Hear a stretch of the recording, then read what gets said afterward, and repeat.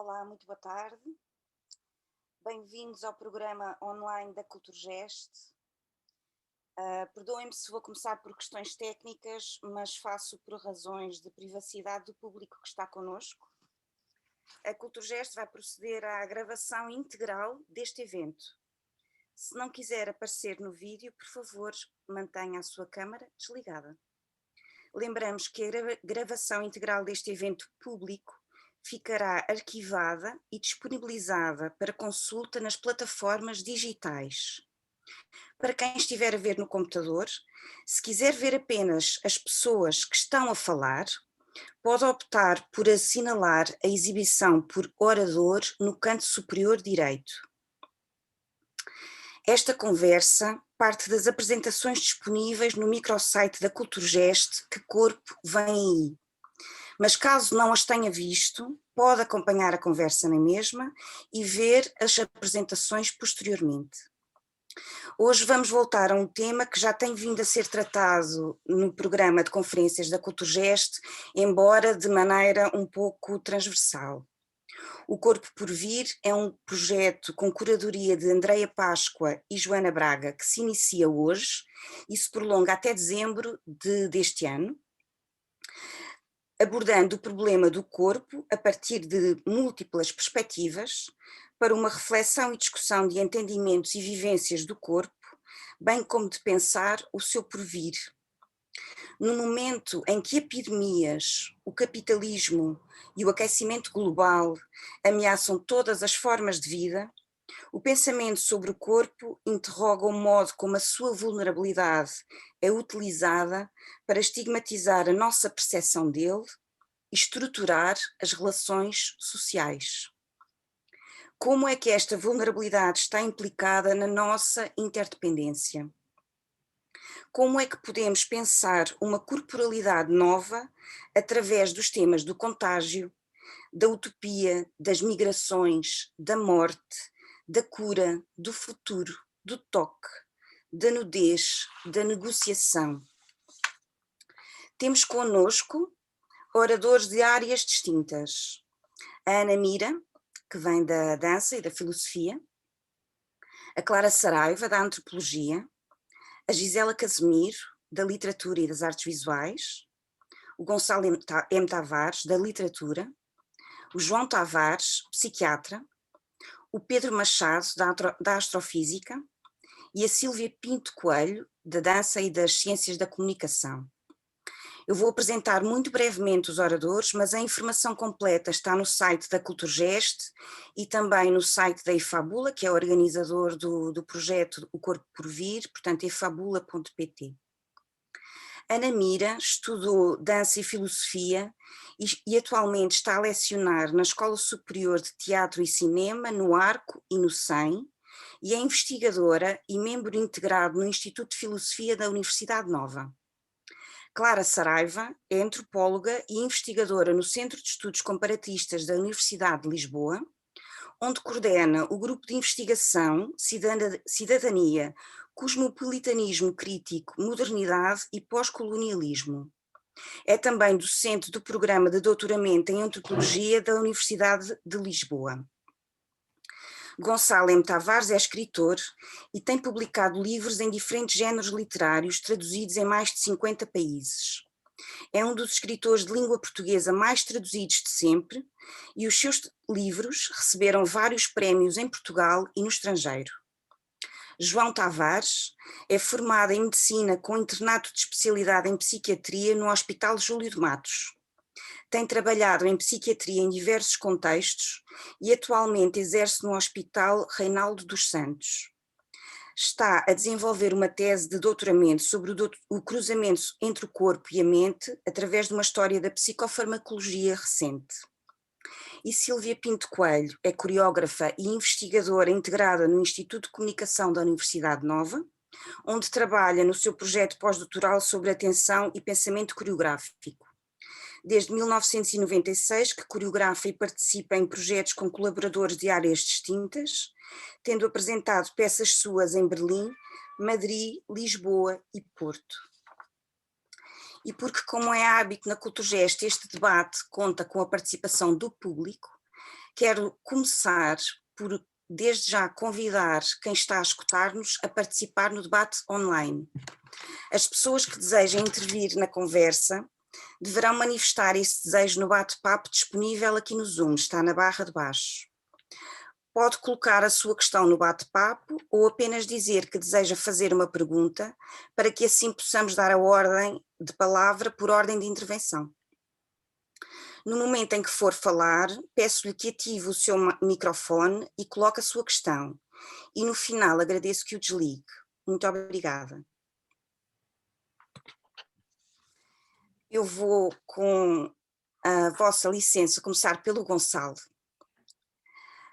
Gonçalo, na sua apresentação, fala do corpo festa e do corpo bunker. Nós estamos desde há algum tempo a assistir ao reaparecimento da extrema-direita e de diversos totalitarismos na esfera pública. A nível mundial, predominantemente, o contexto social tem vindo a eliminar a possibilidade de negociação, de cedências, de compromissos, e leva-nos a pensar que ou estamos do mesmo lado ou somos inimigos. Isto implica uma rigidez de ideias, não existe um meio termo em que possamos simplesmente afirmar não sei. Acha que a pandemia veio intensificar esse movimento? Os profetas da pós-pandemia somos todos nós?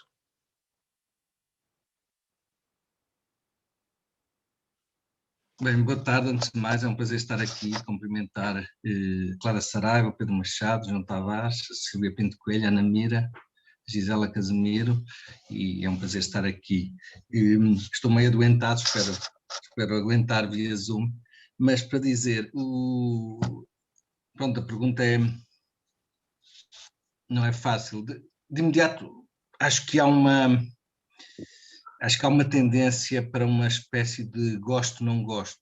O Roland Barthes tem um texto muito bonito a dizer que a subjetividade mínima, ou seja, quando a criança começa a falar, a subjetividade mínima é o goto-não goto, ele até tirou esse, não é? Goto-não goto. Goto dito, não goto dito. E é interessante como, de alguma maneira, muitas vezes nos sentimos que estamos reduzidos a isso, não é? Em que as pessoas querem chegar ao gosto ou não gosto, o sim não, uma espécie de 0-1, não é? Da informática traduzida para o pensamento. E é evidente que a literatura e a linguagem, a filosofia, estão aqui muitas pessoas da filosofia, da psicologia, enfim, e eu vi alguns vídeos, não consegui ver todos, mas há coisas muito bonitas e aconselho mesmo a espreitarem, não é? Desde questões muito pequeninas de minúcia de apertar atacadores até questões espaciais, de morte, etc. Enfim, há aqui coisas muito fortes. Mas para dizer, eu acho que até a imagem hoje é também um gosto-não gosto, ou seja, não apenas a linguagem, pensar tem a ver com uma infinidade de frases e mesmo as imagens podem ser discutíveis e é interessante que hoje uma imagem é uma tomada de posição e de alguma maneira o que eu sinto muitas vezes é que as pessoas há uma tendência para as pessoas serem portadoras de uma frase sobre um assunto. As pessoas têm uma frase sobre um assunto. Normalmente a frase é a conclusão, não é? Não seria mau se a frase fosse a primeira frase, não é? Uma introdução. Eu estou a pensar agora sobre isto. E estou a começar a pensar agora sobre isto. Era muito bonito ouvir, mas eu não me lembro nos últimos anos no espaço público alguém dizer eu estou agora a começar a pensar sobre isto. Não. As pessoas estão a concluir já em relação a qualquer tema, ao tema do dia, não é? As pessoas estão a concluir. Isso, em relação à pandemia, se a pandemia terá mexido aqui, não sei, tenho dificuldade em pensar nisso. Eu senti na altura, no primeiro confinamento, eu comecei a escrever o Diário da Peste todos os dias, porque estava completamente assustado e assustado ao mesmo tempo com uma imobilidade assustada e senti necessidade de começar a escrever porque estava quase a andar à roda, não é? E senti que a energia tinha que ser canalizada para o que estava a acontecer. E e normalmente nunca fiz isso, foi talvez a primeira vez em que eu estava a escrever em direto sobre o que estava a acontecer. E, portanto, no meu caso, a pandemia, pelo menos no primeiro momento, em março de 2020, naquele momento mais forte e em que todos estávamos mais ou menos assustados com as imagens de Itália, eu aí senti, aí diz, desculpa. Todos cheios de medo. Sim, sim, sim. Aquelas imagens de Itália foram absolutamente impressionantes, de repente. E é muito interessante também sobre a questão dos países, perceber porque é que nós não nos assustamos com imagens da China e porque é que de repente começamos a tremer com imagens de Itália. Eu acho que não tem necessariamente a ver com a proximidade geográfica, acho que há outras coisas, não é? E coisas se calhar até mais complicadas. Mas eu diria que no primeiro susto eu pessoalmente só posso falar por mim, eu senti que a linguagem era necessária e senti-me, e escrevia como um doido todos os dias, muitíssimo, e eu senti muito uma espécie de eletricidade geral, de resistência. Os artistas começaram a fazer coisas, vídeos, as pessoas de dança a fazer, ou seja, houve uma hiperatividade que era. Portanto, a linguagem começou a manifestar-se de várias maneiras, quer seja uma linguagem corporal, quer seja outra. Eu diria que passado um ano, não é? Agora estamos já passado 1 ano e 2 meses, eu acho que estamos mais perto de uma espécie, eu não diria de mudez, mas de uma sensação de que talvez a linguagem não seja suficiente, não é? E talvez estejamos a entrar numa fase, por exemplo, há muitos textos, muitos romances sobre o pós-guerra, não é? Aliás, a certa altura o pós-guerra foi quase um género literário, como os romances sobre os campos de concentração, os chamados romances dos campos, não é? E eu diria que provavelmente vai haver uma literatura e não só uma arte de pós-pandemia, será quase um outro género literário. Mas na pós-guerra havia há muitos textos extraordinários de pós-guerra, por exemplo, os Sonâmbulos, do Broch, e, por exemplo, a questão da mudez do soldado que volta mudo não por qualquer questão fisiológica, mas porque chocou com qualquer coisa tão violenta que lhe disse que as palavras não eram suficientes, que as palavras eram absolutamente inúteis e portanto é uma espécie de mudez, de revolta, ou seja, não adianta falar, fico mudo, não é? Fico calado. E é interessante que nos pós-guerras, tanto pós-Primeira Guerra como pós-Segunda Guerra, apareceram uma quantidade de correntes literárias ligadas ao absurdo, Dada, os surrealismos, uma série de... E não só, também a filosofia do absurdo assentou. É muito interessante perceber como o pensamento muitas vezes, evidentemente, não está afastado do que vai acontecendo. E realmente eu não quero profetizar, mas este debate é sobre o corpo que aí vem, não é? E eu acho que provavelmente esta questão do absurdo, o absurdo tem a ver com uma coisa, por exemplo, há um livro extraordinário do Albert Camus, o mito de Sísifo, não é? Esta ideia de realmente aquele homem que leva a pedra até lá acima, depois a pedra cai, ele continua a levar a pedra, uma espécie. E o absurdo é interessante, ele fala muito sobre a questão do suicídio, enfim, que não é um tema leve, mas acho que é um tema que se tem que falar de vez em quando, aliás acho que se fala pouco, há uma espécie de pudor um bocado que eu não entendo, porque se o pudor e a mudez em relação ao suicídio resolvesse o problema, mas eu acho que não tem resolvido o problema, não é? E se calhar temos que mudar a estratégia. Mas só para concluir, eu diria que o absurdo é precisamente o momento em que se sente que as coisas não fazem sentido e nem sequer o suicídio faz sentido. É talvez uma das situações mais de beco sem saída, porque, por exemplo, o Albert Camus diz muito isso, a ideia de que o suicídio é uma porta de saída terrível, absolutamente assustadora, absolutamente temível, eu diria, mas é uma porta de saída, é esta a última possibilidade. E o absurdo que aparece muitas vezes no pós-guerra é um absurdo que que nem tem energia, ou seja, tudo parece tão sem sentido, incluindo eventualmente um gesto trágico, não é? Obrigada, Gonçalo. Eu vou aproveitar essa sua conclusão, enfim, entre aspas, para passar à Clara, justamente, que nos vai falar da morte. E começo por perguntar, portanto, a morte é um fenómeno biológico, tal como o nascimento, a puberdade, o envelhecimento, e é um fenómeno social, tal como a natalidade, a nupcialidade, a criminalidade. Para a medicina, a morte é um fenómeno estudado, determinável, previsível. Do ponto de vista jurídico e legal, a morte é um fenómeno igualmente natural, com inventários de defuntos ao lado de gabinetes de Estado Civil e de registros de nascimento. Mas para aquele que sofre a perda, a morte é um acontecimento que instala um vazio que é o destino de todos. E ainda assim, a morte tem qualquer coisa da ordem do extraordinário, porque é, apesar de tudo, incompreensível. É tanto uma evidência familiar como um choque e um escândalo. Daí a importância da continuidade da relação entre o mundo dos vivos e o mundo dos mortos, dos rituais funerários de respeito pelos mortos que alimentam a necessidade de manter a relação viva. Como podemos ultrapassar a dor e o estigma que a morte nos causa? Clara, não se esqueça de tirar exatamente o seu microfone. Obrigada. Ok, posso? Então, boa tarde a todos e obrigada às organizadoras e à Cultura Gesto por estarmos aqui todos juntos a debater este tema, que é sempre interessante.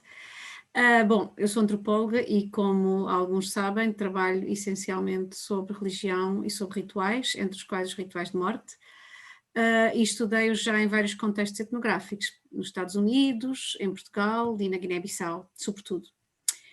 E justamente a pergunta que a Marta me dirigiu tem muito a ver com esta questão de como é que a morte é realmente ao mesmo tempo um tema, um assunto ou algo que nos acontece que é natural, mas também é extremamente cultural.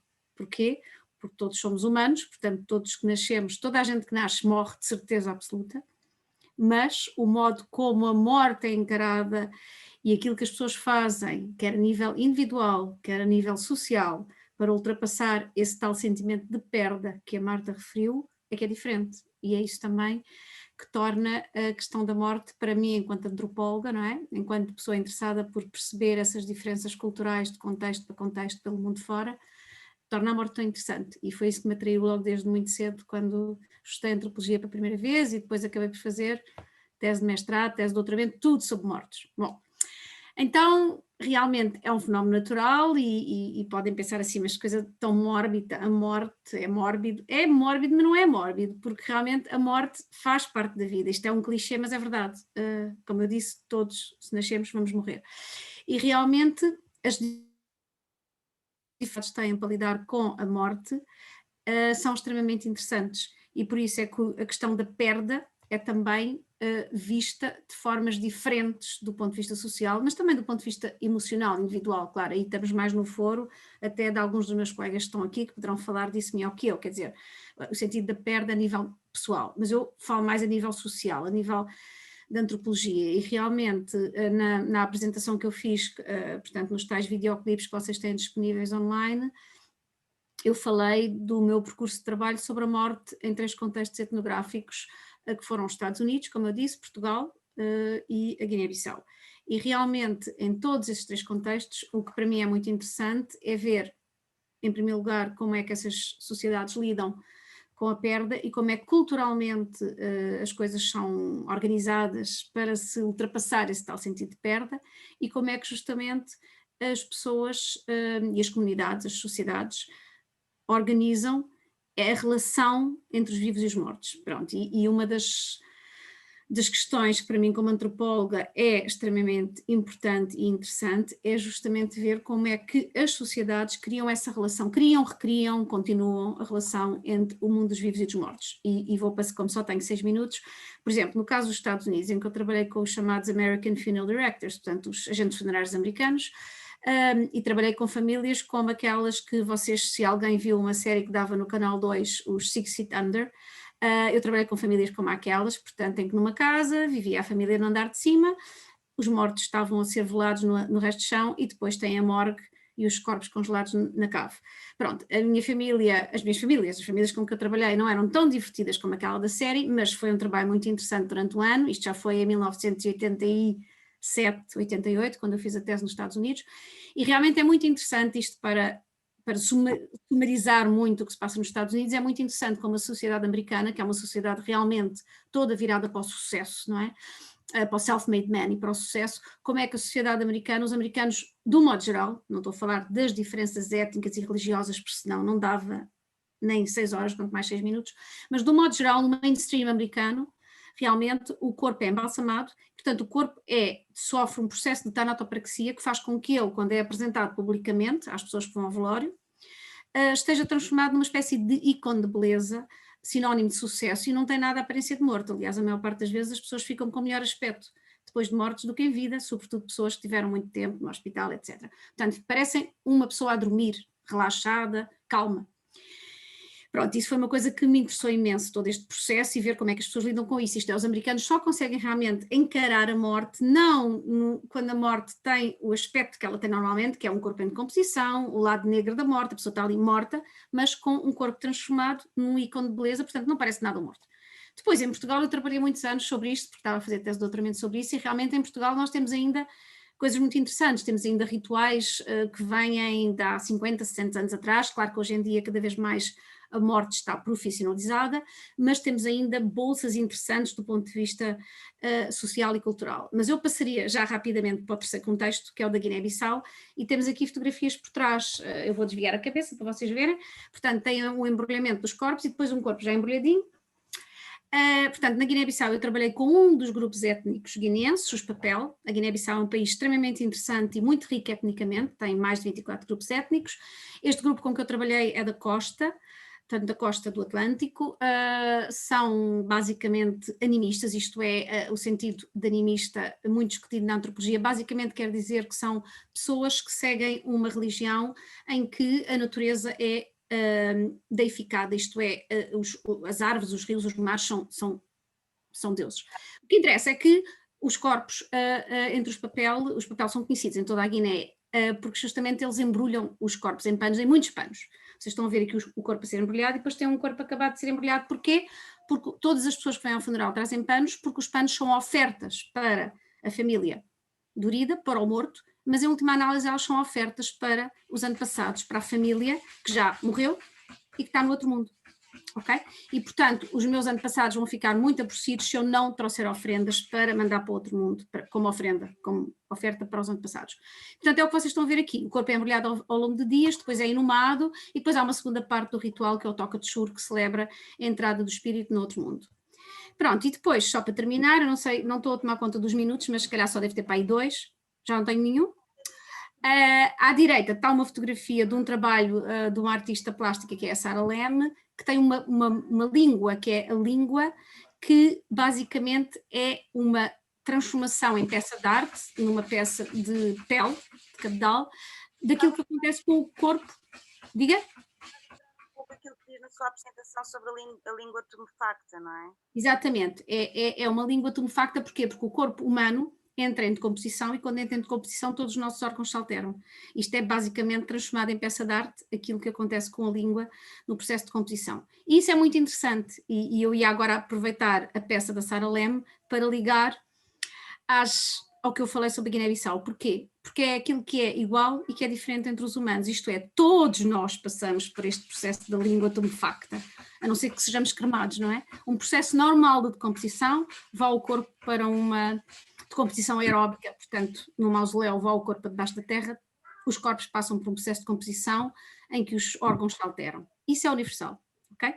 Mas depois há as tais diferenças culturais. O que eu acho muito interessante nestas tais diferenças culturais, do modo como é que as diferentes sociedades, as diferentes comunidades ritualizam a morte para ultrapassar esse tal sentimento de perda, essa tal tristeza da perda, é que é interessante do ponto de vista antropológico e justamente eu peço aqui para vocês pensarem um pouco nestes 2 exemplos que eu dei, isto é, Os americanos transformam o corpo morto num ícone de beleza, transformam-no numa espécie de não morto, para poderem lidar com ele, para poderem confrontar-se com aquilo que causou horror na sociedade americana, como em todo o mundo, claro, porque a morte é, em última análise, a derrota final, não é só da medicina, é a derrota de todos, acabamos, certo? Portanto, realmente os americanos fazem esse processo de transformação.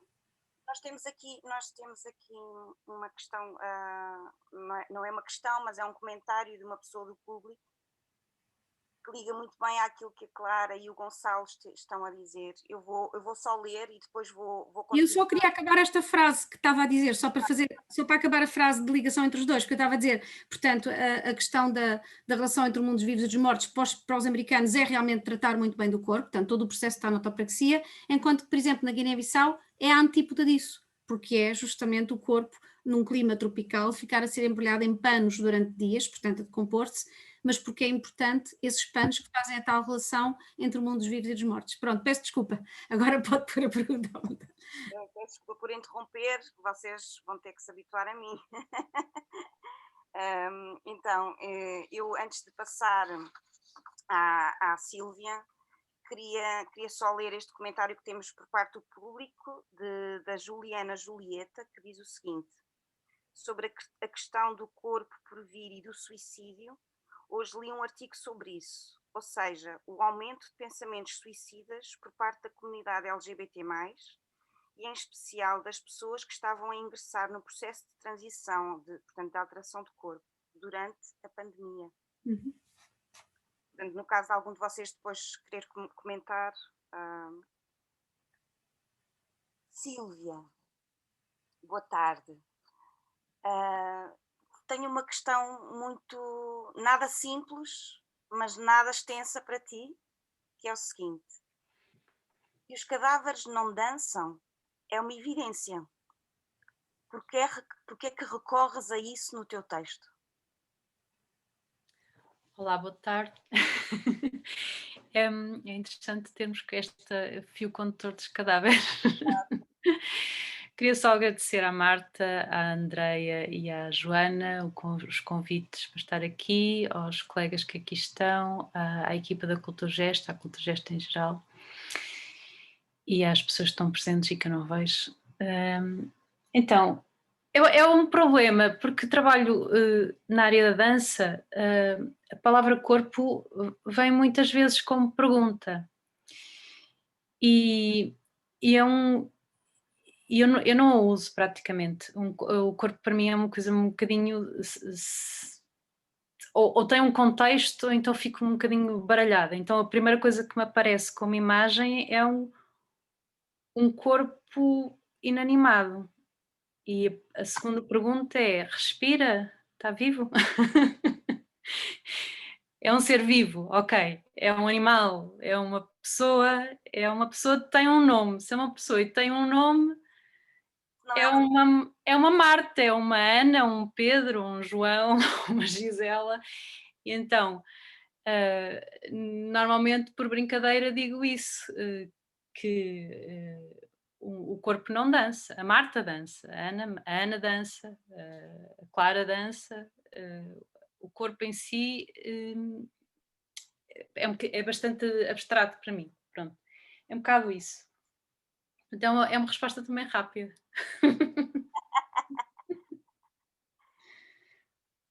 Então vou falar com o João. Onde é que ele está? Está ali o quadradinho do João. João, eu vou começar por uma coisa que tu não referes, para passar a uma coisa que tu referes na tua apresentação, ok? Portanto, hoje em dia, isto é só um exemplo, a relação do intestino com o cérebro tem vindo a ser discutida e percebeu-se que este tem uma influência enorme na suscetibilidade à doença. Neste sentido, nos últimos anos, a separação entre a mente e o corpo tem vindo a ser questionada. A prática psiquiátrica começou pelo corpo e acabou por perceber que a doença mental está ligada ao sistema nervoso central. Uma vez que isto está a ser questionado Será que este novo olhar vai ter reflexos na teoria e na prática psiquiátricas futuras? Podemos pensar no sistema nervoso central a que a doença mental está ligada como estando separado do resto do corpo?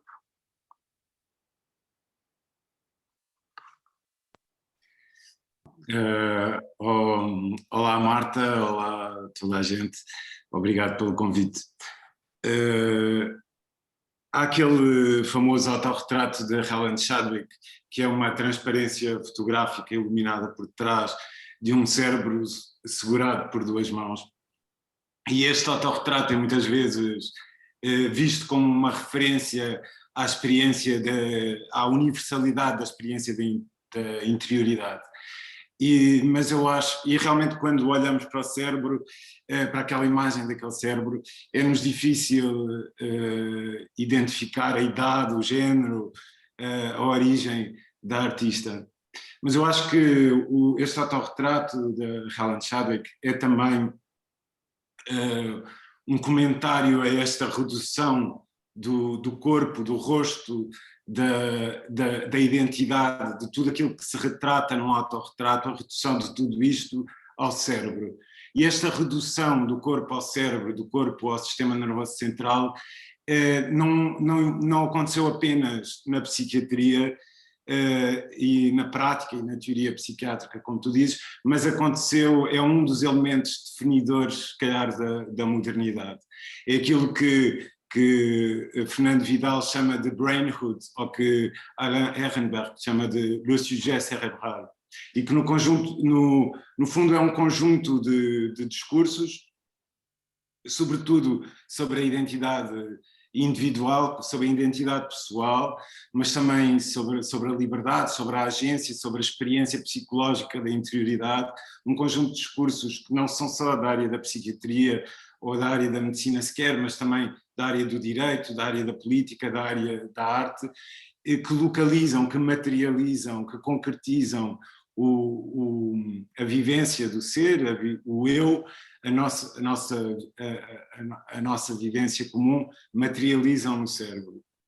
E se de alguma forma a continuidade da consciência foi nas nossas sociedades ocidentalizadas sendo um dos elementos definidores da pessoa, da identidade pessoal, hoje vemos que essa continuidade da consciência se materializa, se concretiza na figura do neurónio. Portanto, o sistema nervoso central é, como tu dizes na tua pergunta e bem, o centro da psiquiatria, das neurociências, mas eu acho que também o centro, de alguma forma, o centro da nossa sociedade. E o cérebro tem vindo assim a afirmar-se não só como esta única parte do corpo, mas mesmo como a única parte da matéria, a única parte do mundo material de que necessitamos para existir, como se só necessitássemos daquela matéria para existir. E esta ideologia que posta desta maneira parece claramente, posta desta forma assim nua, parece claramente reducionista, é na realidade uma ideologia que se afirma, ou que se tem vindo a afirmar cada vez mais como evidente, como indiscutível. E, portanto, quando este debate se chama que o corpo por vir, ou quando se pergunta que corpo vem aí, uma das perguntas que eu acho que também se pode fazer e que tu também fazes na tua pergunta é se o corpo vai continuar este processo de cerebralização, se o cérebro vai continuar a ser cada vez mais hegemónico na teoria psiquiátrica, mas também na sociedade, ou se pelo contrário há outras visões que vêm fragmentar, que vêm partir esta visão que se torna única ou hegemónica.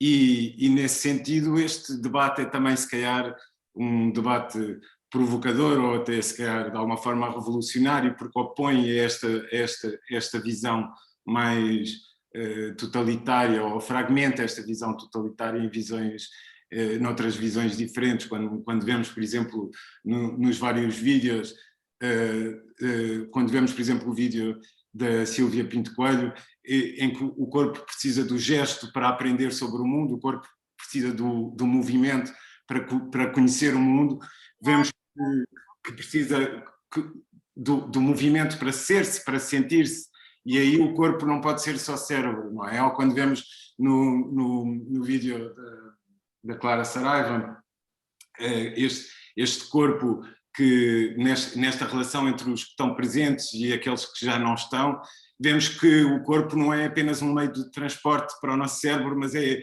um lugar simbólico, não é? Um lugar de encontros simbólicos. Ele não é apenas a nossa experiência da interioridade, ele é também um lugar onde se encontram as nossas experiências relacionais. Ele é também como se fosse um templo de memórias.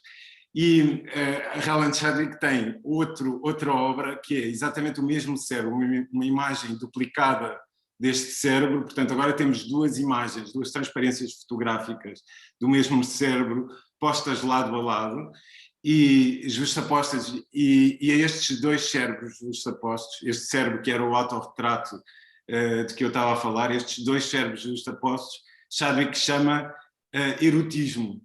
Portanto, estes cérebros que, evidentemente, idênticos se desejam como Narciso, não é? Mas que estão impedidos de ver, estão impedidos de se sentir, estão impedidos de se tocar, e eu acho que são uma metáfora também para até que ponto esta ideologia do corpo cerebral, do sujeito cerebral, até que ponto esta ideologia é infrutífera, e eu acho que esta é uma das principais críticas que podemos fazer à ideologia do sujeito cerebral, é que ela não produz, ela é incapaz de produzir algo de novo.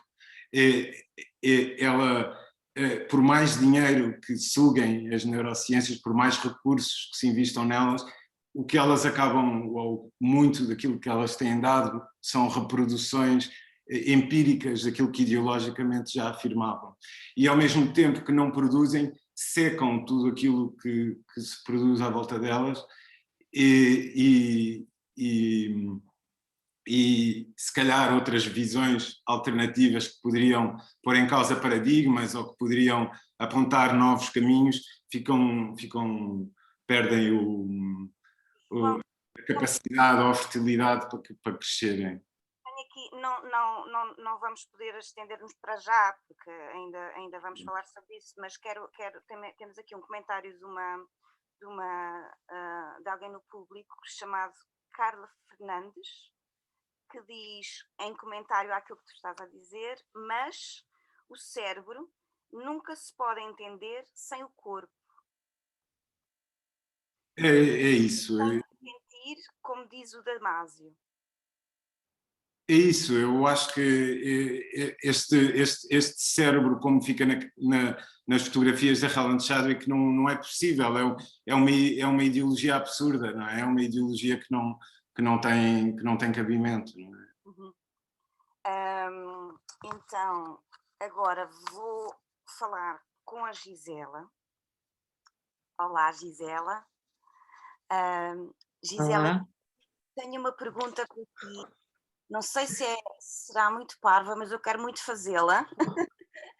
E a minha pergunta tem a ver com o teu título, na relação com a tua apresentação. E gostaria de começar por te perguntar que delivery, o que é que no teu relato está a nascer e a ser trazido à luz?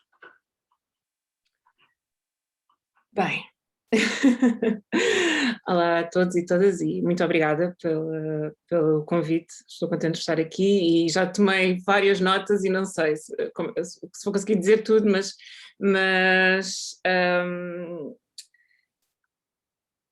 eu escolhi este título porque vi uma ligação direta entre esta palavra delivery, que é a entrega, e o mundo que nós vivemos, que nos forçou a não poder sair de casa e a ter de recorrer a vários serviços para nos fazerem chegar as coisas que nós agora não podíamos ir buscar, e também me fez pensar muito nos meus amigos que têm famílias e houve várias crianças novas assim na nossa esfera íntima, e uma delas faz hoje 1 ano, E é engraçado ver como é que foi o parto e como é que foram as experiências para cada uma dessas amigas e amigos, imediatamente antes da pandemia, durante o primeiro confinamento e após esse primeiro confinamento, e como é que tem sido, como é que é diferente até a própria experiência no hospital, a forma de tratamento, e isso é muito engraçado, porque há duas bebés com o mesmo nome, Alice, e uma nasceu este ano e a outra nasceu ano passado, e uma filha de dois portuguesa que nasceu mais recentemente, e a outra é filha de uma senegalesa e de um português, e como é que tudo isso é diferente, como é que a pandemia, não é, trouxe à luz várias desigualdades, várias injustiças, fragilidades, não é, que nós sabíamos que já existiam. Eu não considero, claro que há problemas novos, mas eu creio que mais do que problemas novos, se notou aquilo que já era problemático, não é? Em várias vertentes da nossa sociedade, portanto, é um pouco esta coisa. E também é engraçado que eu, para além das minhas funções, também estava, curiosamente, nessa altura em que tivemos de ficar em casa, também estava a trabalhar para uma empresa, para uma startup alemã, que não tem serviço aqui em Portugal, mas que tem um serviço de entregas, e a pandemia criou um boom de negócio que a empresa só atingiria daqui a alguns anos. E é um serviço de entrega, mas não é um serviço como, por exemplo, a Uber Eats ou o Glovo, que também fazem agora parte do nosso cotidiano, mais do que nunca, mas um serviço em que nós escolhemos as receitas que queremos fazer e uma vez por semana nos é entregue uma caixa para 2 ou 4 pessoas.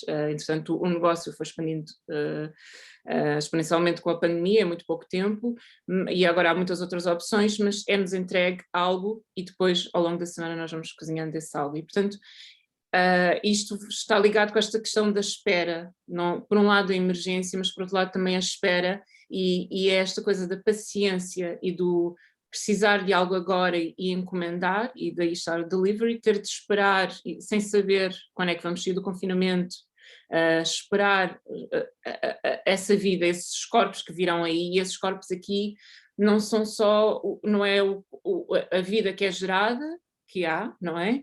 Mas também a pessoa que virá, e que nós temos de confiar na nossa vida e dos nossos a várias pessoas, à mesma, e ter que encontrar ferramentas para confiar. Eu lembro-me, ao início, conhecia imensas pessoas que tinham medo de encomendar comida. As pessoas já não confiavam, depois já não queriam ir aos restaurantes, não é?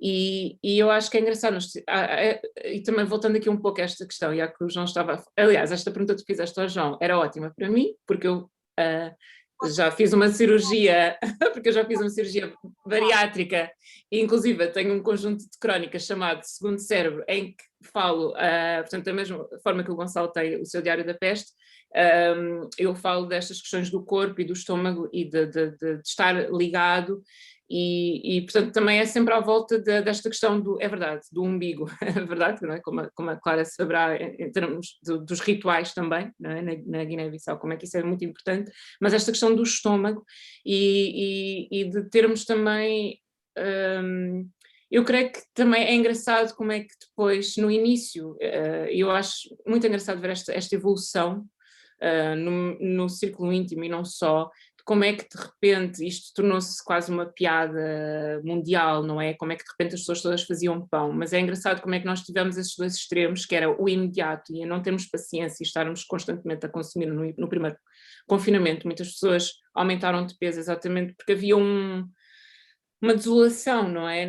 As pessoas não sabiam o que fazer consigo próprias, e havia muito esta coisa de repente tudo era, aquilo que era o normal, não é? Em termos de alimentação, mudou muito, e depois, ao mesmo tempo, que os serviços de entregas passaram a ser também uma base, não é? Porque nós não podíamos ir ao restaurante, como de repente não podíamos ir à biblioteca, como não podíamos ir comprar um livro, depois também não podíamos ir ao restaurante, não podíamos ir a lado nenhum, portanto as coisas tinham de vir até nós. E depois ao mesmo tempo foi esta questão de passar dessa primeira euforia, nunca houve tanta gente a fazer pão, mas esta coisa de não procurar o que é rápido. Ou seja, nós estamos a ver uma altura, estivemos a ver vários períodos dentro desta mesma altura em que não sabíamos quanto tempo é que ia demorar cada cativeiro, por assim dizer, porque é um pouco assim, cada confinamento, e depois ao mesmo tempo escolher não esse imediato, mas algo pelo qual tínhamos de esperar, e também voltarmos a lidar connosco e com os nossos corpos,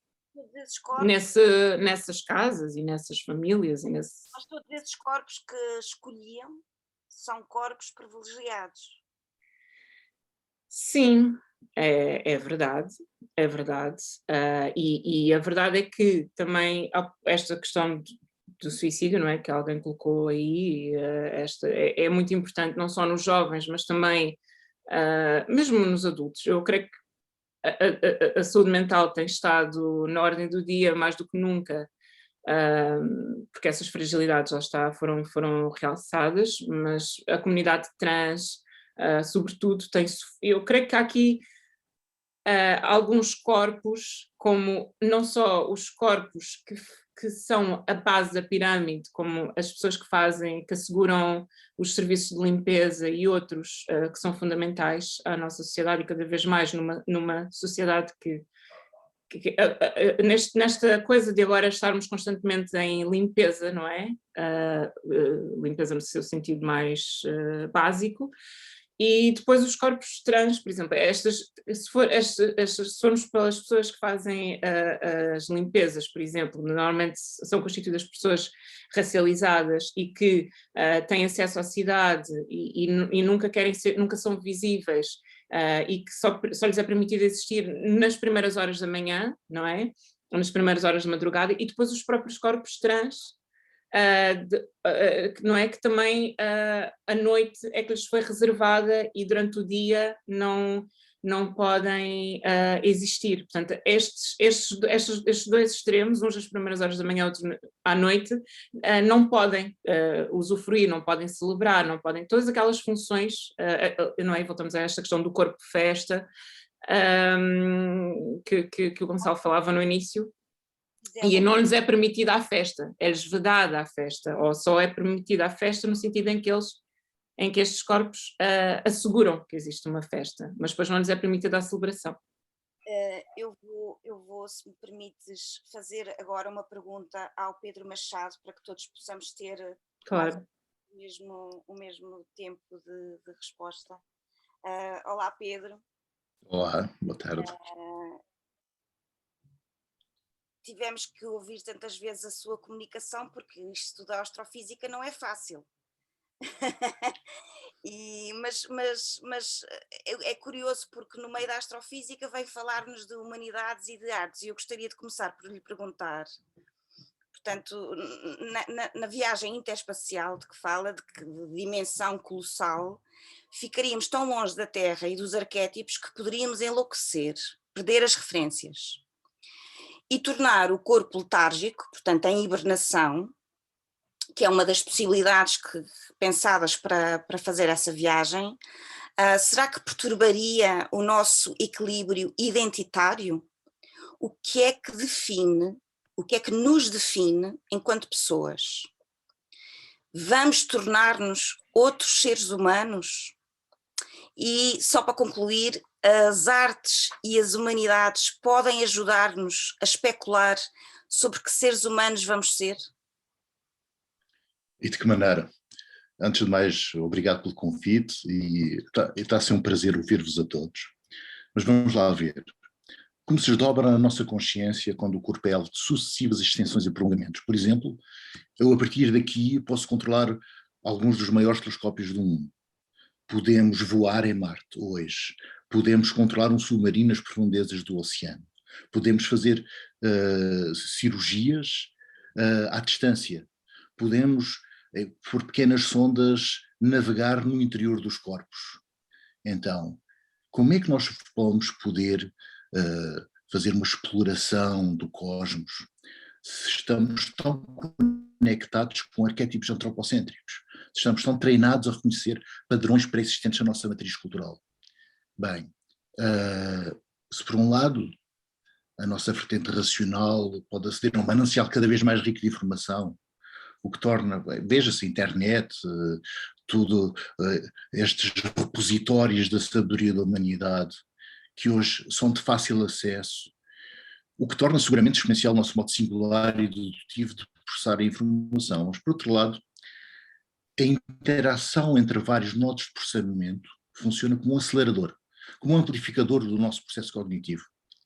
Esse modo indutivo complementar, como se for uma inteligência mais ampla de grupo, uma inteligência, poder-se dizer, de alguma forma social, como é bem patente, algo que para mim me é caro, nos grupos de investigação científica, nós somos mais inteligentes juntos, em conjunto, do que cada um no seu canto separado.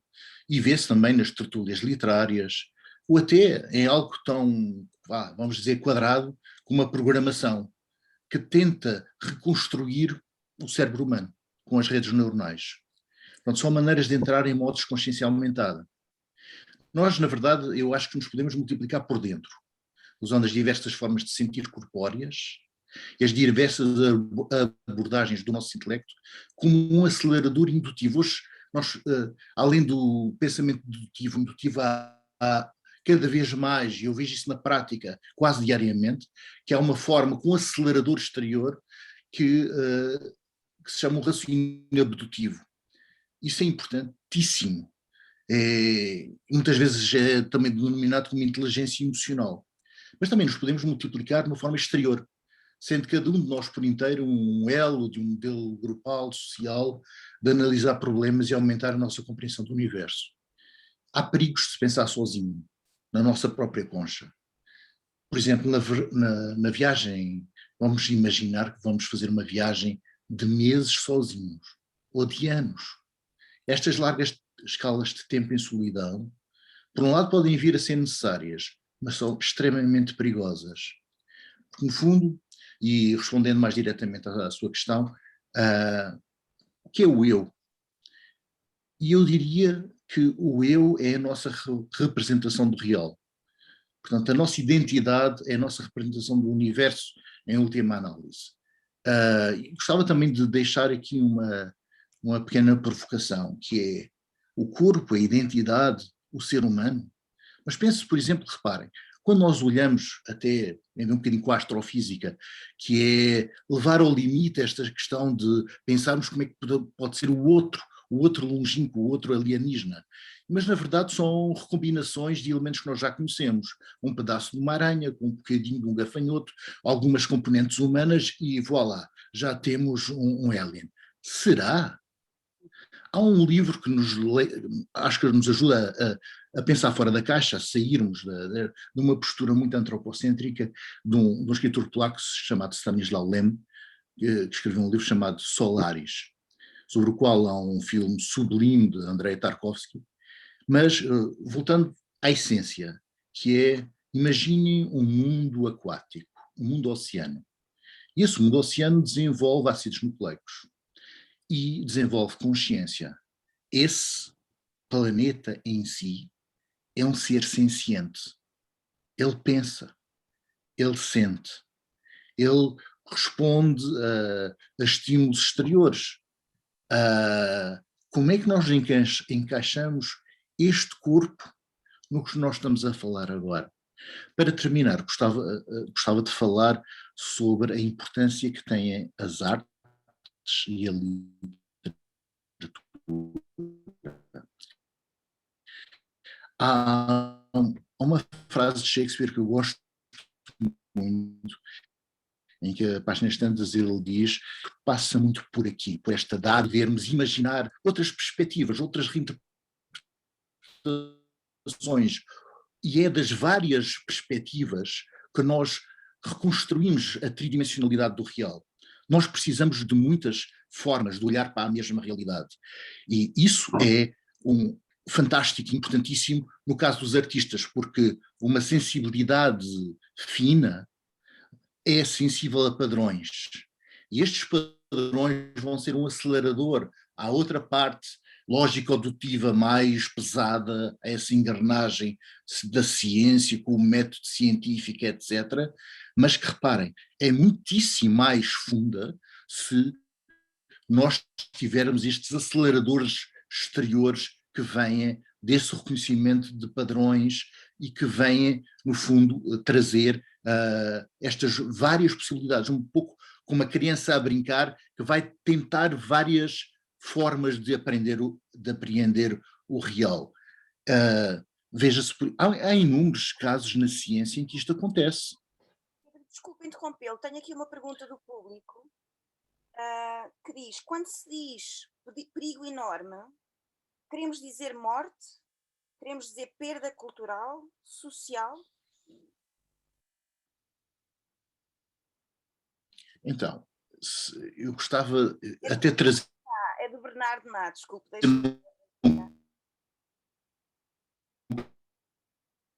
Eu vou trazer a morte de uma forma muito especial, diria eu, dizer que é a morte foi a mais sublime invenção da vida. Porquê? Se a vida fosse construída para ser eterna em si própria, nós não durávamos muito. Apesar de virmos preparados para a eternidade, bastava uma alteração do ecossistema e acabou-se a eternidade e morríamos.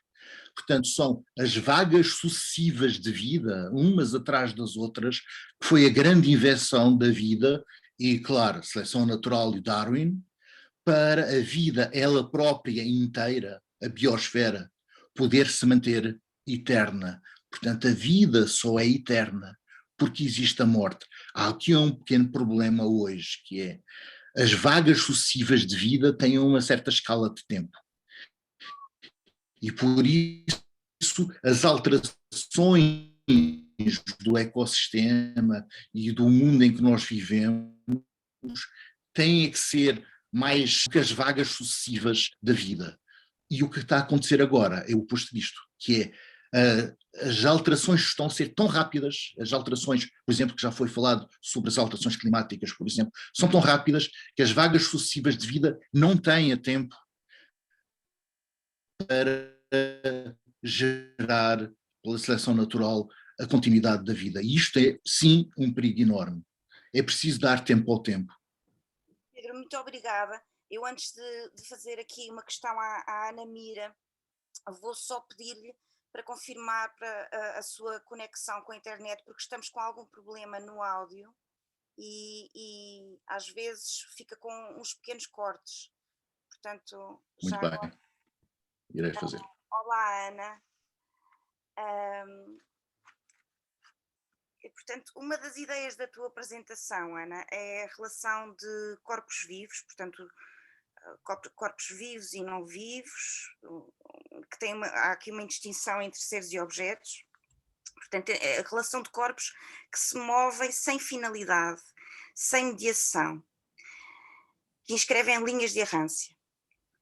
Há esta oposição entre seres que interferem e que afetam o meio e seres que estão à escuta e que dialogam. Temos, portanto, em oposição uma atitude utilitária e uma atitude de criação e de disponibilidade. O que é que caracteriza a particularidade desta relação do ser humano com o meio que o circunscreve? Boa tarde a todos. Queria agradecer a todos os que tornam este projeto possível, não é? E os outros todos que nós estamos a ver. Esta relação, a particularidade da relação entre o ser humano e o meio que o circunscreve, sobre o qual falei no tal pequeno áudio, prende-se imediatamente com o contexto de onde vem, que é o estudo e a vivência de Fernand Deligny com as crianças e adolescentes autistas e com outras dificuldades cognitivas ou circunstâncias cognitivas, como gostei de dizer, e nas montanhas de Cévennes, em França. E vem daí esta relação entre o ser humano e o meio que o circunscreve, sendo que tive acesso a isso através dos testemunhos que Deligny deixou, ora nos seus escritos, ora nos seus filmes ou nos seus desenhos. E aquilo que caracteriza, assim para traduzir numa palavra, essa relação é um entorno. É como se houvesse uma espécie de um entorno entre os seres vivos, mas também os seres não vivos, um pouco na lógica que a Clara estava a anunciar, e o meio envolvente, e em que não existe nenhum desses elementos domina, não é? Nos seus movimentos existe esse entorno entre si, seres vivos, seres não vivos e meio envolvente. Sendo, apontei aqui alguns exemplos, como por exemplo, imaginem que um ser humano que os caminhos que um ser humano escolhe pudessem estar a ser influenciados pelas correntes subterrâneas da água que ele nem está a ver. Ou por exemplo... Agora, se calhar a propósito disso, e porque já falámos aqui em suicídio e vamos voltar a falar, existe inclusive uma teoria, enfim, eu ouvi isto de um psiquiatra, que diz que as placas tectónicas, o movimento das placas tectónicas tem imensa influência no nosso estado de espírito, e inclusive poderá ser, são uma das causas apontadas para a razão de haver tantos suicídios, por exemplo, na altura da primavera. Isso está-me a fazer lembrar aquilo que estás a dizer, quer dizer, tanto a água como a terra pode... Sim, neste entorno não é possível separar ou distinguir, não é, os seres vivos e não vivos e o meio que o envolve, porque estamos a esse nível dos movimentos da terra e do céu que influenciam o ser humano e os outros seres. Portanto, este entorno o que tem é esta influência entre si, dos seres vivos, não vivos e o meio envolvente. Sendo que há aqui uma particularidade que se prende com uma tomada de posição, em que ao invés desta tomada de posição funcionar como assalto à terra, por um interesse ou por um utilitarismo ou uma finalidade do ser humano, funciona esta relação entre o ser humano e o meio envolvente que o circunscreve é uma espécie de um desvio para um lugar de escuta e de abertura àquilo que vai ao encontro, naquilo que vai acontecendo. Isto exige também um estado de quiescência ou de espera, de um certo aguardar, onde se vai responder, deixando-se afetar e ser afetado, não é?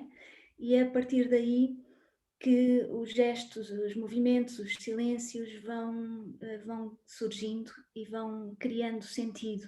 E em vez de aniquilar a vida, como aquela tomada de posição que disse primeiramente, de assalto à terra, por interesse ou utilitarismo, o que se daria aqui era uma proliferação da vida, de uma vida com a morte, não é? De uma vida intensificada, de uma vida maior.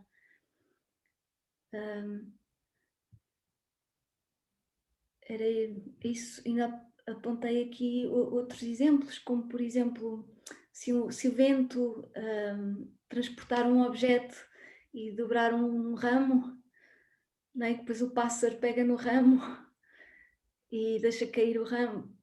É este tipo de acontecimentos que podem Sim. Vir à luz nesta relação particular. Sim. Eu eu queria só voltar a lembrar ao público que todos podem intervir no debate e que basta manifestar esse desejo aqui no bate-papo, no Zoom, Não será necessário colocar a questão no bate-papo, pode fazê-lo, mas pode apenas manifestar o desejo de fazer uma pergunta para que possamos dar a palavra por ordem de intervenção, e peço apenas às pessoas que forem falar que ativem os microfones na altura de colocar a questão e desliguem no final da pergunta. E tenho aqui a Ana Páscoa para falar.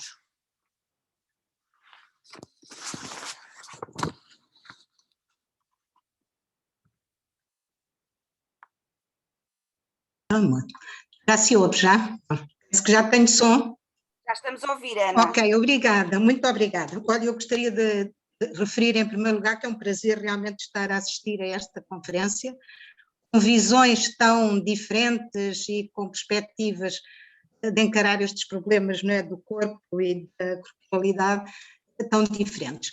Isto daria, obviamente, aso a muita reflexão e muita discussão. Como não temos tempo, eu iria só referir 3 ou 4 aspectos, enfim, um pequeno comentário, e no fim faria uma pergunta apenas, mas gostaria antes disso, se for possível, né, penso que não vou demorar muito, de comentar. É o seguinte: eu, da intervenção do Gonçalo M. Tavares e do que vi, penso que é muito importante a questão que ele refere.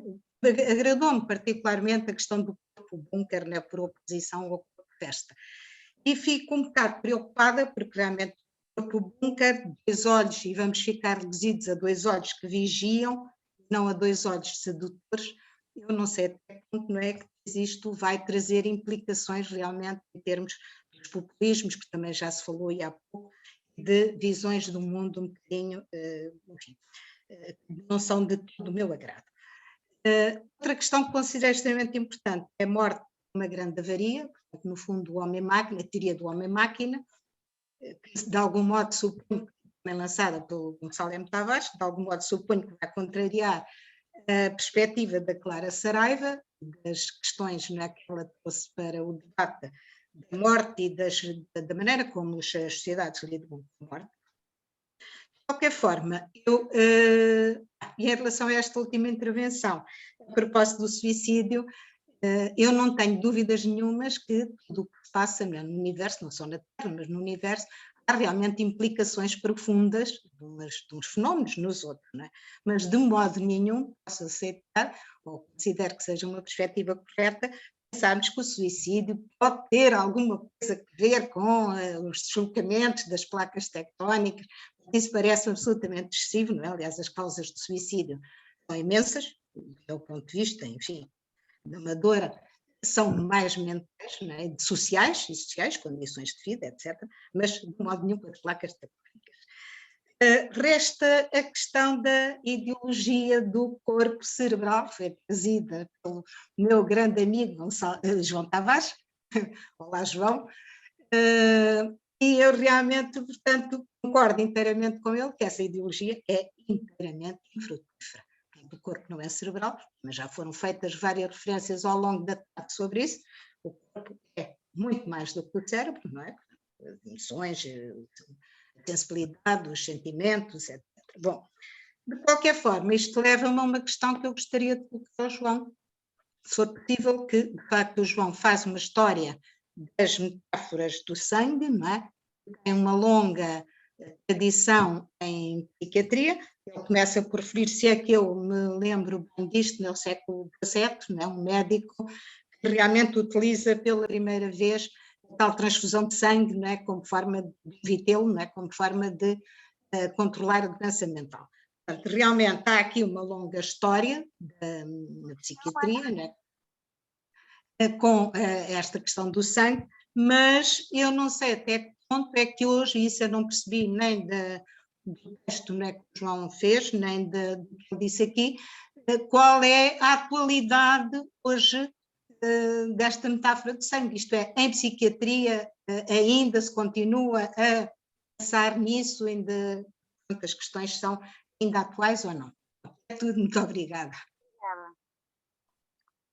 Penso que então podem responder à vontade. Não sei se o Gonçalo quer dizer alguma coisa primeiro. O João, então?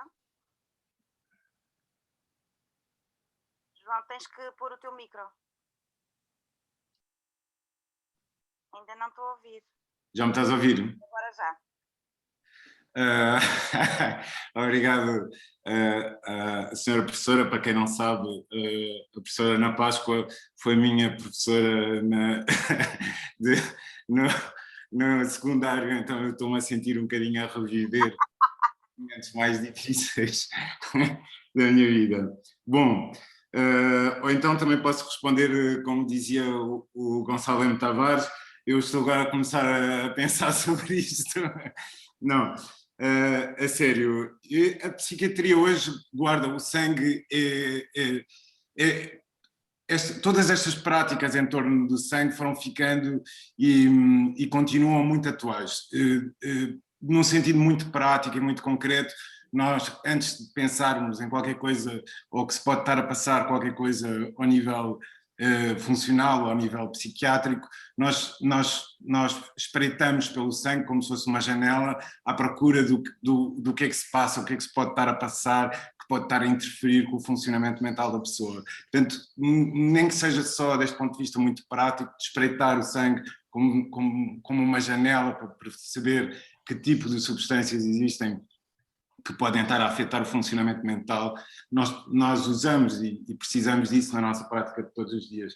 Mas eu acho que esta questão que eu tenho um bocadinho de dificuldade em explicar assim muito rapidamente, em poucos minutos, de como o sangue foi diminuindo de importância, o sistema nervoso central foi crescendo de importância na história da psiquiatria. Ele, quando cresce de importância, as construções das novas hipóteses, as novas hipóteses que aparecem no final dos anos 50 e durante os anos 60, que são a hipótese dopaminérgica para a esquizofrenia, as hipóteses neuroquímicas cerebrais, elas constroem-se sobre esta imagem de um líquido, não é? De um líquido e de substâncias que neste líquido interfeririam então com o funcionamento com o funcionamento dos receptores, não é? E estas novas hipóteses que aparecem guardam muito deste líquido universal, que passa a ser a fenda sináptica e daquelas substâncias que antes se julgavam como atoras, que passam a ser os neurotransmissores de uma forma em que aparece uma nova linguagem biológica ligada à reprodução com o transmissor e o receptor. Okay. Não sei se consegui explicar muito bem. Se calhar só dizer, e passar provavelmente para a Ana Mira, que explicará melhor que eu isto, muito melhor, e a Silvia também, não, acho que gostava de ouvir, gostávamos todos de ouvir mais, mas rapidamente a questão eu talvez não identifique esta questão das depressões, suicídio, não depender também do que rodeia. Eu estava aqui a escrever, a alegria não é egoísta e a grande tristeza também não é egoísta, no sentido de que não é ego, ou seja, é uma coisa que depende da comunidade e depende do tempo, não é? Do espaço. Quem foi aos países nórdicos, das coisas assustadoras é ver que não há nenhum pontão que não tenha uma rede gigantesca para prevenir os suicídios. Ou seja, eu não sei, mas era interessante ver a distribuição de suicídios por espaço, país e por tempo. E vemos que se fosse uma coisa totalmente egocêntrica, a grande tristeza e a grande alegria, então haveria uma distribuição, é da estatística, uma distribuição igualzinha no espaço e no tempo. Não é, eu acho que não é, mas isso é ao mesmo tempo assustador e remete um pouco para o que a Ana Mira me pareceu que estava a dizer, não é? Esta ideia de estamos todos numa grande comunidade e que o Pedro Machado também referiu, não é? Gonçalo, eu já vou aproveitar, nós temos aqui duas pessoas para falar no público e uma delas já colocou a sua questão, portanto eu vou ler, tem a ver novamente com a questão dos suicídios,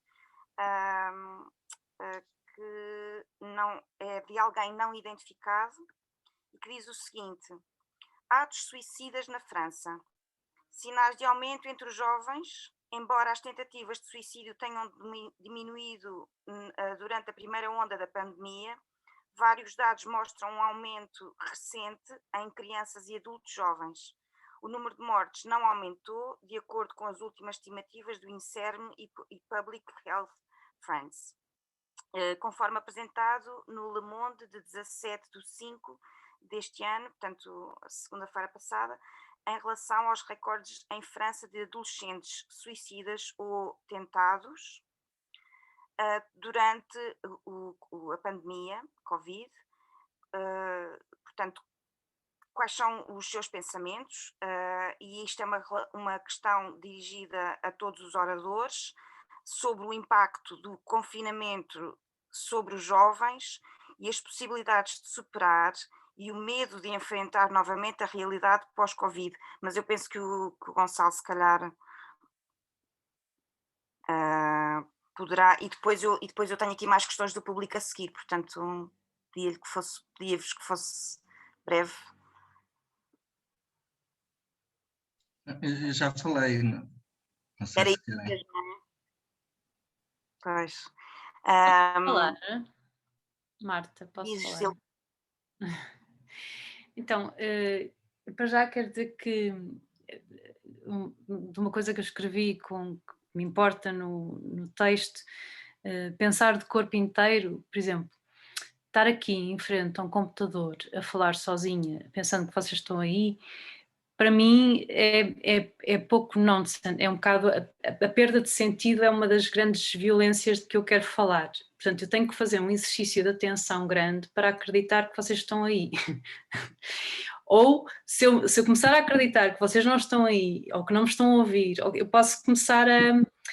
E se calhar esta violência da perda de sentido importa um bocado, tanto para aproveitar um bocadinho do pedacinho do Gonçalo que falou de nonsense, como brincadeira ou de experimentação de novos sentidos, porque é isso que eu também tento e percebo que é possível através de algumas ferramentas artísticas, poéticas ou não, mas o trabalho do corpo inteiro, quando eu digo isso, tem que ver um bocado com isso, com as tentativas de desviar a atenção para aqui e para ali, para tentar reorganizar os sentidos e não ficar sem sentidos, literalmente.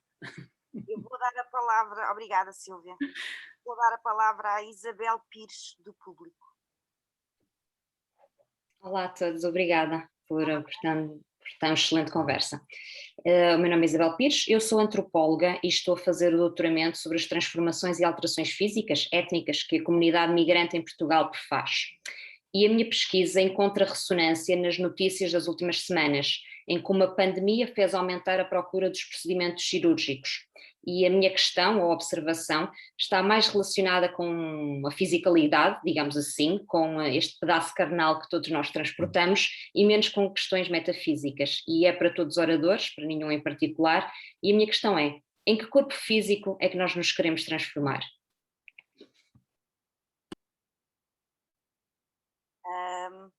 Se calhar vou pedir à Gisela para comentar. Bem, eu vejo o mesmo que a Isabel diz, é muito curioso porque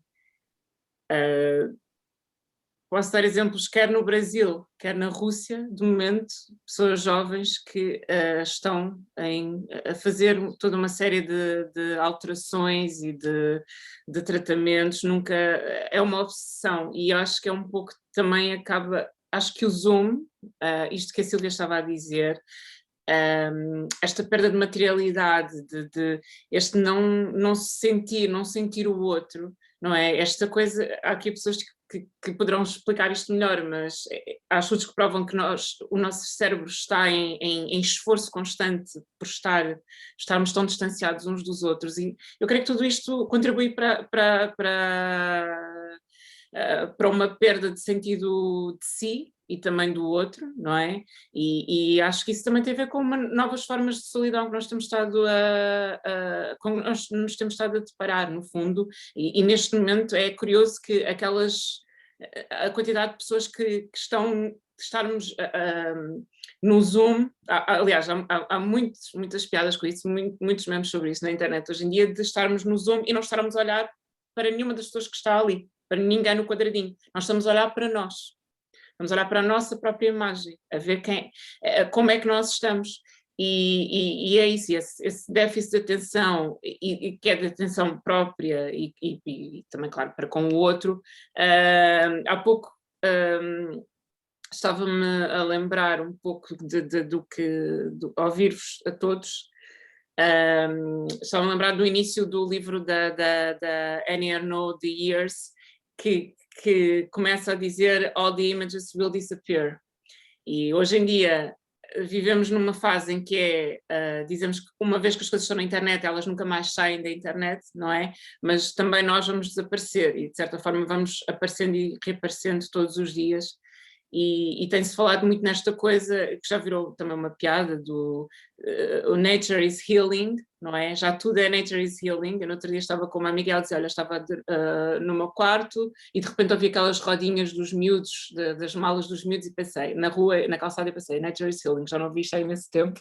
E eu estava aqui a pensar como é que de facto nós, e por isso é que eu acho que é tão fascinante esta ligação da emoção mas mesmo física, do estômago com o cérebro, porque o estômago é um órgão vital, mas é um órgão que vai se expandindo e que mesmo sendo cortado, ele volta a crescer, e eu acho que nós estamos neste estado permanente de regeneração. Mas também o facto, acho que o que é importante é nós vermos como é que essas ausências também podem jogar a nosso favor.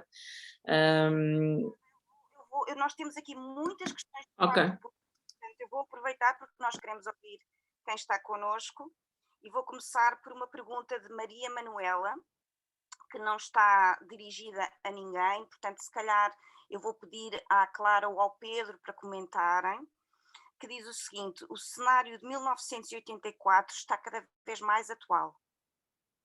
O que será do corpo, físico e mental, da vida e integridade do ser humano, sem a regularização e a inclusão dos neurodireitos na Declaração Mundial dos Direitos Humanos?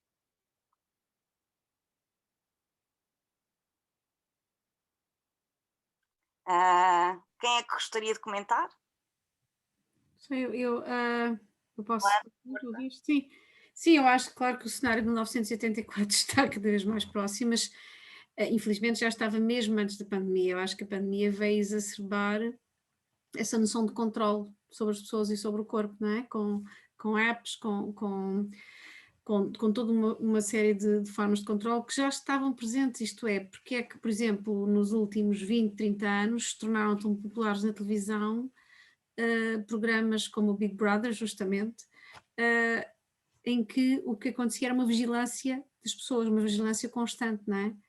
E como é que essa vigilância dos corpos, daquilo que os corpos fazem, passou a ser extremamente mediatizada e popularizada através dessa mediação, não é? Através de programas televisivos. Eu acho que justamente isto prende-se muito também com estas questões que a Isabel Pires agora levantou e que o projeto em que a Isabel e eu estamos a trabalhar com a Chiara Pussetti trata, que é esta avidez que as pessoas hoje em dia têm de controlar, porque transformar o corpo, fazer cirurgia estética é suposto ser o ideal de beleza, não é? Como um bocado mal comparado com aquilo que eu falei dos Estados Unidos relativamente ao corpo morto. Controla-se o corpo morto, mas nós na nossa sociedade controlamos os corpos vivos, não é? E os corpos vivos controlam-se justamente através da aparência física, pôr nariz, tirar nariz, não gosto de me ver assim, e realmente nós agora estamos aqui todos, neste momento, a olhar uns para os outros, mas a olhar para nós primeiramente. Portanto, houve um excesso neste último ano e meio de pandemia de olharmos para nós mesmos, não é? Portanto, esta questão do controle do corpo físico, e infelizmente prende também com o controle do corpo não físico, não é? Daquilo que as pessoas fazem, da parte psicológica, e acho que a pandemia, por um lado, permitiu isto, porque deu razões para isto acontecerem, razões de saúde pública, razões de controle relativas à saúde pública, que depois podem ter também outras leituras e que infelizmente estão a ter essas leituras. Isto é, acho que além da pandemia nós estamos a viver tempos, como sabem, no mundo inteiro de tentativa de controle por regimes totalitários, mas também este controle de regimes totalitários muitas das vezes têm a ver também com a própria, aliás, infelizmente tem na maior parte das vezes a ver com a própria noção de pessoa, o controle do que é a pessoa, não é? Eu passo talvez a palavra ao Pedro, que talvez queira acrescentar alguma coisa a isto que eu estava a dizer. Obrigado pela simpatia. Um bocadinho ao lado, mas nessa linha, que é, e onde é que fica a liberdade aí? Bom, eu acredito que nós somos seres de relação, antes de mais. E a relação é fundamental para o nosso engrandecimento como consciência, como pessoas. E gostava de partilhar convosco uma imagem que é de um livro do Italo Calvino que se chama As Cidades Invisíveis, em que uma das cidades, cada pessoa levava uma bola um novelo de lã, que sempre que passava por outra pessoa, sua escolha, em que interagia por sua escolha, na sua liberdade, com outra pessoa, cruzavam as lãs. E séculos passados, e houve uma espécie de tapeçaria feita de todos os encontros entre as pessoas, e subitamente a cidade morreu. Morreu, mas esta tessitura permaneceu. E essa, para mim, é a cidade. São as relações. Portanto, e é a liberdade que está lá marcada. E eu sou um pouco um otimista inveterado nesse aspecto em relação à liberdade, porque eu acho que é como um sabão, se nós o agarrarmos com muita força ele vai saltar, felizmente. Portanto, esta índole revolucionária que nós temos que ter, e acho que nós estamos caladinhos, estamos talvez um pouco manietados nesta fase, mas a nossa liberdade está aqui, de cada um de nós, e isso não nos apertem muito, senão nós vamos saltar. Daí que gostava de partilhar convosco esta coisa que as cidades em si, ou de uma forma mais lata, uma cultura, uma civilização, é em si um ser, numa postura mais abrangente de que a consciência é uma reinterpretação do universo, como o self, como o eu nosso é uma reinterpretação do universo. Eu acho que sim, que como um ser com muitas coisas. Obrigada também. Tenho uma pergunta para o João Tavares, da Ana Neto, que diz o seguinte: muito obrigada e parabéns pelo evento. Gostaria de deixar uma questão ao João Tavares. O que ainda seduz e orienta o psiquiatra para além do cérebro nos dias de hoje? Obrigada.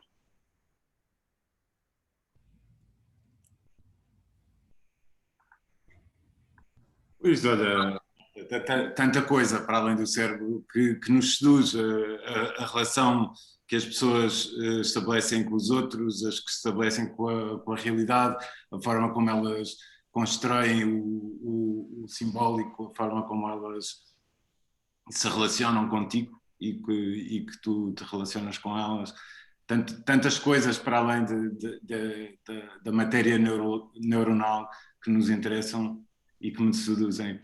Mas eu gostava de voltar às placas tectónicas, porque eu acho que as placas tectónicas e o suicídio é um tema muito interessante, porque realmente nós, é verdade, somos em rede e existimos fora numa espécie de espaço invisível, onde há relações várias que se estabelecem que não conhecemos e algumas que serão absurdas, outras que serão menos absurdas e que nos deixam às vezes estupefactos ou para além das palavras ou no silêncio, e às vezes com os doentes podemos sentir isso, como o Gonçalo M. Tavares falou no início, esse estar para além das palavras, quando estamos simplesmente com um doente à margem da palavra, não é? E Colapso, não é? é outra das coisas que me seduz e que eu gosto. Tenho aqui também, obrigada João, tenho uma pergunta da Mónica Montenegro para a Ana Mira, creio eu, porque a pergunta começa esperem lá que temos aqui vários nomes, então vou fazer a pergunta. Pensando no que Deligny chama de presenças próximas, que perspectiva as relações para além da linguagem verbal, mas numa relação de afecção sensível entre os corpos, como se pensar na construção de um corpo crustáceo como um exoesqueleto protetivo, ou talvez bunker, como diz Gonçalo Tavares, que pós-pandémico teremos que construir como condições de novas percepções desse espaço entre os corpos. Mónica Montenegro acrescenta ainda, minha pergunta se relaciona com a colocação da Isabel Pires, portanto, com a pergunta da Isabel Pires.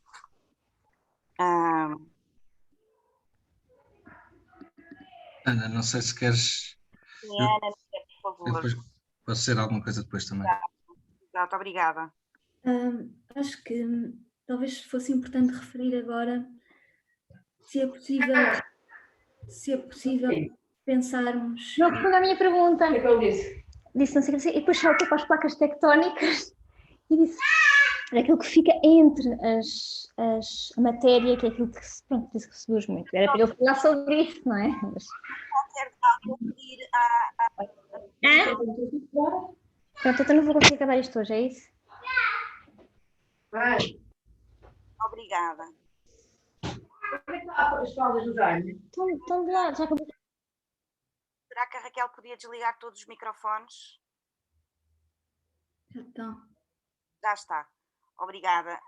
Ana, se quiseres... Estava a dizer, se é possível, talvez depois também o Pedro Machado possa ajudar aqui um pouco neste aspecto. Começarmos a pensar ou olhar ou a incluir nos nossos modos de ver e sentir e pensar ao nível dos infrassons, não é? Das vibrações, das frequências. E o modo como as frequências, os infrassons, as vibrações nos afetam e como as nossas próprias frequências e infrações, os nossos silêncios, a nossa mudez pode afetar o outro e levar à emergência de certos movimentos ou gestos. E aqui outro ponto é que talvez se nos pudéssemos concentrar nesse, ou escutar, não é concentrar porque tem que se abrir, mas escutar a esse nível de vibrações, frequências, infrações, talvez as escolhas e os gestos que surgissem, os movimentos que surgissem a partir daí, não se deixassem capturar por os tais regimes de comando, dos códigos de vigilância também, que já falámos há pouco, porque a microscopia de tal acontecimento não permite, e como está sempre em movimento e numa espécie de linha de variação, não permite que seja traduzido num único sentido. Existe como proliferação de vida, como multiplicidade, e creio que nos faltava um pouco assim sobre a vida da vida, referir a este nível dos silêncios, das microscopias, não é? Das vibrações. E aí a esse nível da vibração já é possível pensar as tais placas, não é? Já é possível pensar tal como é que o movimento, a oscilação da Terra, como é que não poderá fazer oscilar o corpo também, ou dos corpos fazer tremer a Terra. Gonçalo, peço que então que digas, e a seguir temos outra questão do público. Ok. Sobre a questão do corpo bunker, enfim, também a partir do agora que foi dito, eu acho que o terrível da pandemia, enfim, as intervenções são super fortes e havia vários comentários, mas em relação à pandemia, eu acho que a tragédia da pandemia é que nos colocou numa espécie de vida mínima. E nós percebemos que não morremos. E a vida mínima, por exemplo, em relação à amizade, uma das tragédias, julgo eu, por exemplo, da pandemia é nós percebemos, e isto é terrível, que continuamos vivos, biologicamente vivos, mesmo não estando com grandes amigos.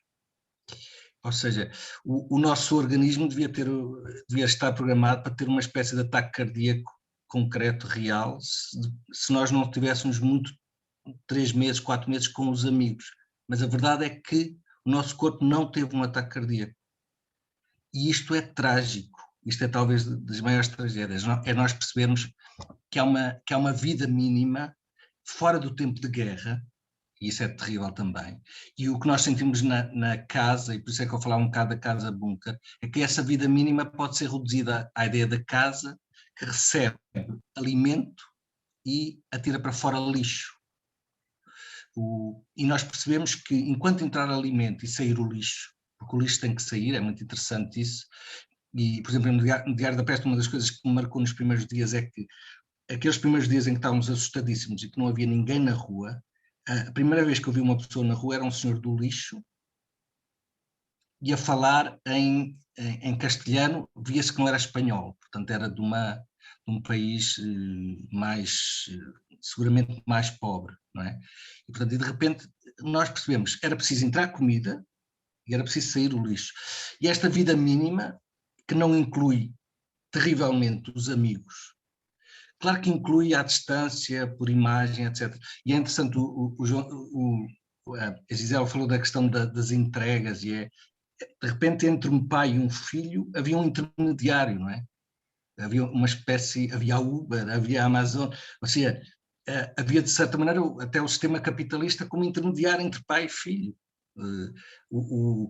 Isso é absolutamente assustador, não é? E também o João Tavares falou, foi muito interessante esta questão do cérebro, e talvez a grande desgraça da pandemia também foi perceber que esta foi a ausência do corpo, não é? O facto de nós não podemos estar juntos, de repente nós transformamos em imagens e texto. Nós somos imagens e texto. E apesar de subscrever completamente o que o João Tavares disse sobre a questão de nós não sermos cérebro, eu diria que também uma das grandes tragédias da pandemia foi que nós, durante muito tempo, fomos só cérebro, no sentido em que emitíamos imagens e linguagem. E isto é uma espécie de inteligência artificial que faz com que o corpo e tudo o que é de extraordinário, e as pessoas aqui da dança e não só já falaram sobre isso, mas que desapareça por completo. E isto também vai ficar, esta ideia de que nós podemos viver só, infelizmente, com uma espécie de inteligência artificial traduzida em imagens e linguagem, não é? Obrigada. Peço a vossa atenção agora para uma questão um bocadinho longa, mas muito interessante, da Liliana Coutinho, que é, portanto, responsável pelo programa de conferências da Culturgest, e que diz o seguinte: os vários temas pelos quais passámos trouxeram-me várias imagens à memória. Começámos com uma expressão do receio, passámos pela morte, apreendida de uma forma diferente da do chamado mundo ocidental, e chegámos rapidamente, pela Gisela Casemiro, às novas vidas que estão a nascer e à necessidade de confiar nas pessoas que virão e, por que não, nas que já estão. Dando um toque mais pessoal ao meu comentário, penso numa expressão que era muito usada pela minha avó: vamos à vida, que a morte é certa. A minha questão, que não estou a conseguir formular ainda, mas que lanço aqui em jeito de esboço, tem a ver com esta confiança na vida que virá e com este ímpeto em que nos lançamos para a vida, mesmo se tivermos de aprender algo com esta espera que vivemos agora, porque, como referiu Pedro Machado, é preciso dar tempo ao tempo. Dar tempo ao tempo para que surja outra percepção do corpo e a compreensão de outras possibilidades de ação. A Ana Mira falou do entorno, onde os seres vivos e os não vivos não se distinguem. A Clara Saraiva referiu os rituais de morte em culturas animistas e, com isso, uma concepção do corpo vivo que me parece também em extensão, à falta agora de melhor palavra, porque a morte surge integrada por entre os vivos. A possibilidade de virmos a conceber o corpo para além de uma perspectiva antropocêntrica, reconhecendo uma inteligência coletiva que vai para além do humano, uma consciência oceânica, como me pareceu sugerir Machado,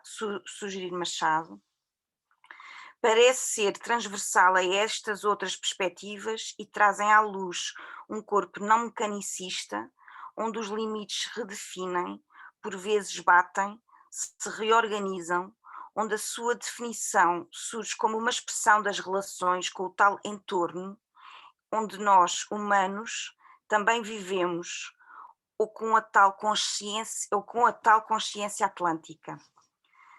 Terá a experiência da confiança um papel importante no deixar o corpo que está aí a vir, a aparecer? Eu, se calhar, gostaria de dar primeiro a palavra à Sílvia, mas gostava que todos vós pudessem falar um bocadinho sobre isto. Portanto, vou pedir-vos para resumir os vossos comentários. Sílvia, queres comentar? Tens que ativar o teu microfone. Então, a confiança, ou acreditar, talvez. Não é uma palavra muito jeitosa para falar, porque se fores a falar em fé as pessoas acham logo que é religião. Não, é acreditar. Eu acho que acreditar que há sentidos que vão sendo gerados e que podemos ter acesso a eles se trabalharmos na ginástica da atenção, e a ginástica da atenção é uma coisa que eu dou especialmente importância no pensamento coreográfico, mas acho que há outros tipos de pensamentos que podem vir para os sentidos, para além do coreográfico. Os sentidos vão aparecer, há outros modos de vida, outros modos de amizade, claro que isto que estamos a dizer, o viver, desculpa, se calhar não estou a responder completamente à Liliana, mas eu peguei na questão da esperança e de acreditar que os sentidos vão. Eu gostei muito também de ouvir a ideia de parto ou de deliver, de entrega. Acho mesmo muito interessante pensarmos todo o acontecimento como organismo, como um corpo quase organizado, entrega, recebe, come, excreta e nasce, e vai e morre. Pode começar por aí e ir já para um tipo de trabalho poético, artístico, não sei, que formula a criação de um ritual, uns sentidos de associação da... Gisela, queres pegar aqui? Eu acho, eu estava-me aqui a rir porque há bocado também estava a pensar nesta questão que a Clara trouxe do luto e disto aliás, é o que a Silvia estava a dizer agora, partimos e é o parto e o partir e começamos e acabamos aí, não é? No fundo, é um bocado isso. Eu acho que é muito interessante também o facto de haver cada vez mais partes em casa não, há sempre esta confiança, acho que há mesmo essa confiança no outro, Liliana. Eu acho que por coisas tão simples como nós temos estado a revisitar o que é que são os protocolos, não é? O que é a educação, se alguém deixa aqui qualquer coisa, eu apanho ou fico ali, não posso apanhar porque se alguém está a andar na rua e deixa aqui qualquer coisa, eu vou apanhar ou vou só chamar a pessoa, aquilo que era a boa educação foi substituído aqui por um protocolo de cuidado e sempre desta atenção a si próprio, o outro, e como já se falou aqui, o autopoliciamento e o policiamento do outro, e acho que se revisitou completamente a ideia de vizinhança também. Quando tínhamos o confinamento só ao fim de semana, eu tive 2 momentos. Tive um momento em que eu fui à casa da minha vizinha, à janela da minha vizinha, buscar uns scones que ela fez e que me disse no Facebook que tinha uns scones, quem quiser venha cá buscar, e olha, está bem, não posso, não está tudo fechado, vou aí, é só descer 2 ruas e vou aí, e depois poder fazer essa outra troca. Estava a pensar, não é só esta questão, no livro da Annie Ernaux também há uma parte em que ela fala mais do culto do corpo. Eu adoro este livro, não sei se quem não leu, eu recomendo muito, que é The Years, e é um diário contínuo entre 1941 e 2006, e eu acho que foi um pouco isso que nós estivemos a fazer neste tempo, porque nunca as pessoas ficaram tão interessadas nos outros e em si próprias como no último ano e pouco, e portanto estamos sempre toda a gente virou diarista, não é? Construímos aqui uma memória de uma forma que de outra forma não seria possível, e isso tem os seus lados bons e maus, mas eu acho que lembrei-me também de como é que o jejum não é só a comida, o excesso, a maneira como nós comemos e o que comemos, mas também o não comer se tornou uma parte muito importante da nossa vida, e lembrei-me da Blimunda, que quando estava em jejum via dentro dos outros, não é?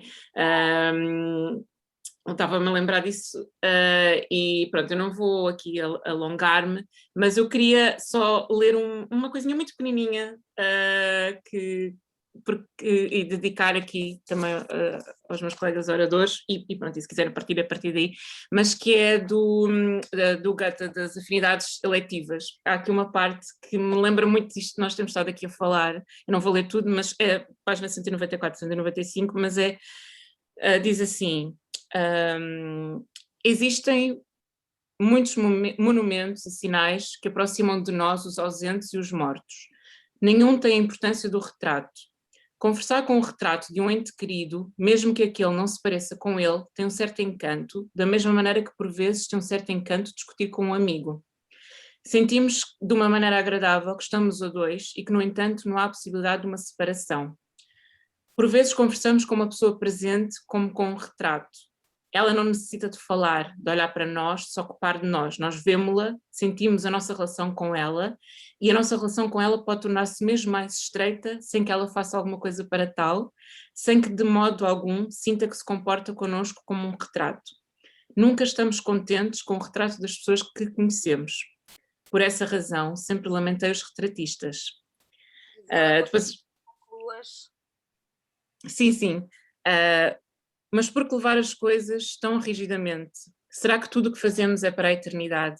Não nos vestimos nós de manhã para à noite nos voltarmos a despir? Não partimos nós para depois regressarmos? E por que não haveríamos de querer repousar junto dos nossos, mesmo que fosse apenas por um século? Muito obrigada. Eu gostaria de dar a palavra ao Pedro. Eu gostaria também depois de falar, não depois do Pedro. Se quiser falar, se o Pedro não se importar que a Clara fale primeiro, ou trocamos a ordem, não, por mim não há qualquer problema. Clara? Faz favor, avance, Clara. Clara. Okay. Então pronto, eu só queria dizer duas coisas relativamente ao comentário da Liliana, salvo erro. Portanto, realmente, eu a propósito do comentário da Liliana, estava aqui a pensar numa pergunta que a Marta disse ontem que talvez fizesse, mas realmente nós não vamos ter tempo, temos tido felizmente muita participação da audiência, que é a questão de como é que ainda não nos habituámos a isto, isto é, como é que ainda não nos habituámos a morrer. E realmente eu acho que isto se prende às questões que a Liliana levantou e a tudo aquilo que todos dissemos, e àquilo que a Ana também disse há muito pouco tempo, que é: nós humanos somos seres para a vida, não somos seres para a morte, não é? Aliás, muitos seres vivos são, na sua maioria, assim, por isso é que existe vida neste planeta, não é? E nós somos seres para a vida, portanto as pessoas procuram soluções para continuar a viver, e foi isso que nós vimos durante a pandemia, e essa maneira, tal como o Gonçalo também falou, teve a ver durante a pandemia com a olharmos para outras coisas, para outras formas de estar, até a própria ligação com a natureza, repensarmos a ligação com a natureza. Infelizmente, eu sou muito otimista, mas nisto acho que infelizmente vamos nos lembrar durante um tempo, mas os humanos são realmente muito destruidores da natureza. Esperemos que não, esperemos que tenhamos realmente aprendido alguma coisa, mas realmente nós somos seres para a vida, portanto, para a vida nós não aprendemos a morrer, porque nós podemos aprender a morrer melhor, porque sabemos que temos de morrer, mas não, e há culturas que o fazem de uma forma mais sublime que outras, mas realmente nós somos seres para a vida. E eu queria também responder aqui um comentário que está no chat da Inocência Mata relativamente à expressão que eu usei, animista. Eu expliquei quando usei a palavra inicialmente, que é uma palavra realmente não considerada hoje em dia, não utilizada na maioria das vezes pelos antropólogos ou pelos historiadores, porque justamente é uma expressão cunhada no século XIX, muito ligada ao evolucionismo, muito ligada à ideia da hierarquia de culturas e da noção de evolução humana, não é? Do ponto de vista cultural, religioso, etc.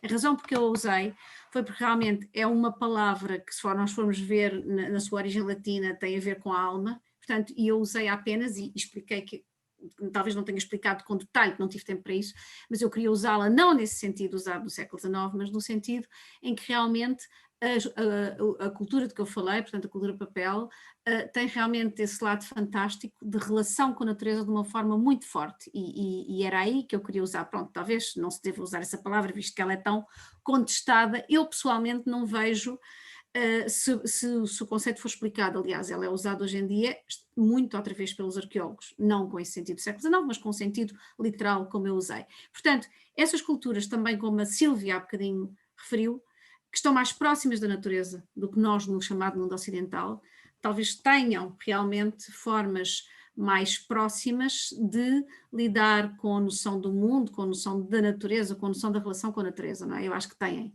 E acho que a Ana apontou isso também quando começou a falar de questões de antropoceno, da relação do humano com o mundo em que vivemos. É isto, obrigada. Obrigada, Clara. Pedro? Então, eu gostava de trazer a importância dos sentidos até uma perspectiva científica. Se não vejamos, os sentidos são fantásticos e hiper rápidos em termos de reconhecimento de padrões. Gostava de partilhar convosco um exemplo muito, muito rápido, que é uma das coisas que é considerada super quadrada da ciência, que é a tabela periódica. A tabela periódica, a ideia não vem da ciência, vem das artes. Das artes como?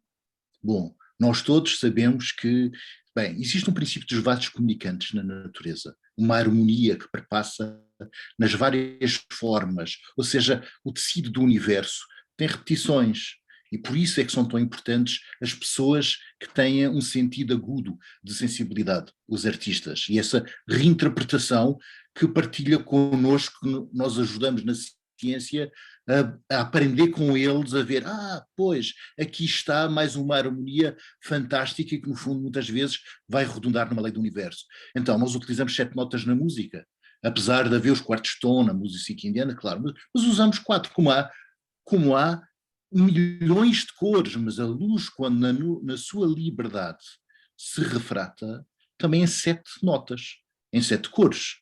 Parecia o Kandinsky agora a transformar as notas em cores. Mas também, quando vamos à praia, vemos que as ondas vêm em grupos de 7, e há sempre a 7ª onda, que é uma onda maior. Será por acaso? Não, não é por acaso. Tem a ver com as frequências de que o universo gosta. Tanto é que o Mendeleev, que estabeleceu a tabela periódica, era pianista, era músico. E ele, como também era geólogo, conhecia muitas substâncias, e ele reconheceu esta regularidade, estes padrões que havia na natureza. E, portanto, cá está a arte a ser fundamental para a ciência neste caso. Portanto, trouxe até há uma coisa na química chamada a regra do octeto. Serão as oitavas do piano? Claro que são exatamente as oitavas do piano, e tem a ver com a base do universo. Obrigada. Ana, se tiveres alguma coisa a dizer sobre isto ou sobre o comentário da Liliana, dou-te 1 minuto.